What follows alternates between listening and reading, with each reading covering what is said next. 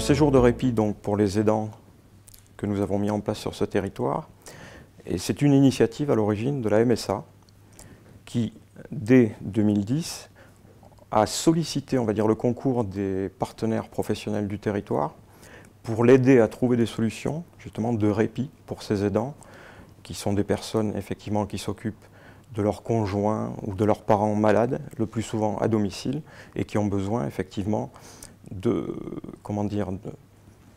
qu'on s'occupe d'eux aussi et qu'on leur procure, effectivement, des phases de répit. Ce séjour répit est né en fait d'une action de la MSA Gironde à la base qui a débuté en 2009. C'était une action de développement social local qui se déroulait sur 3 ans et qui devait se développer sur un territoire choisi, en l'occurrence celui de la Haute-Gironde. L'objet était de pouvoir apporter du soutien aux aidants.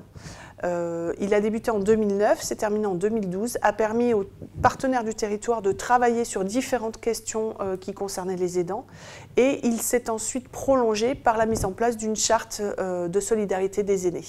Alors pour être très précis, le séjour de 2015, c'est le 3e séjour que nous organisons, puisque nous avons débuté en 2013, donc 2014-2015.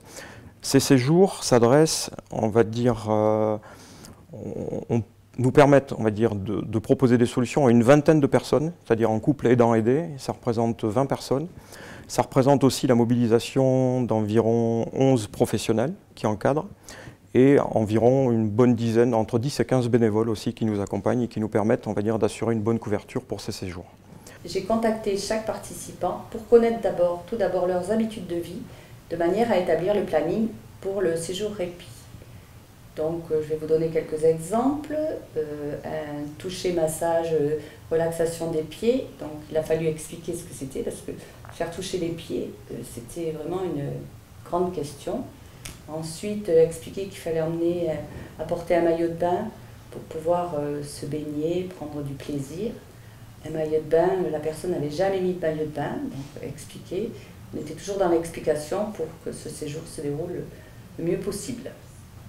Alors le premier bénéfice de ce séjour pour les aidants, c'est déjà de prendre conscience de leur situation d'aidant, de leur statut particulier, propre, qu'ils ne réalisent pas forcément avant. Et d'ailleurs, ils n'éprouvent même pas forcément le besoin de participer à ce genre d'action.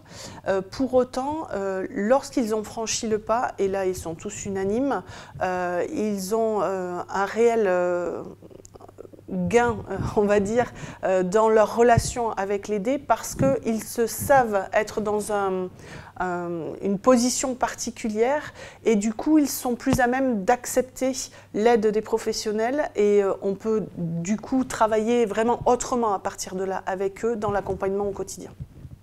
On a l'impression, nous aussi, même si on est bénévole soignant et qu'on intervient, d'être aussi en vacances avec eux. Ça, c'est vraiment quelque chose de très agréable parce que on a pu faire comme eux, trempette dans l'eau, enlever nos chaussures, avoir des éclats de rire, des échanges du quotidien et ça, c'est vraiment très agréable.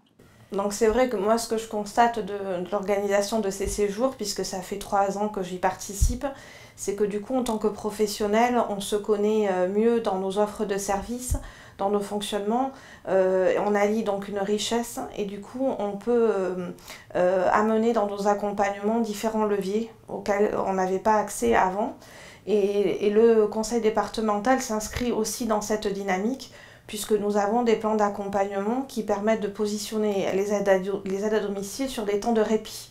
L'arrivée, c'est très riche parce qu'en fait, les gens arrivent, ils sont un peu tristes, enfin, ils ont encore cette crainte aussi de la découverte du séjour. Et dès l'après-midi, même après le repas de midi, on voit d'autres expressions, on voit que les gens se relâchent, qu'on est là aussi pour s'amuser, donc voilà. Après, la particularité effectivement de ce territoire de Haute-Gironde, c'est l'effet catalyseur qu'a pu avoir la MSA sur tous les partenaires de ce territoire.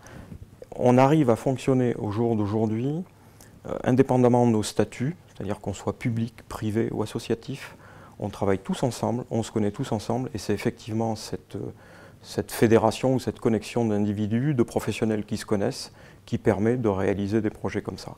Et ça, c'est merveilleux.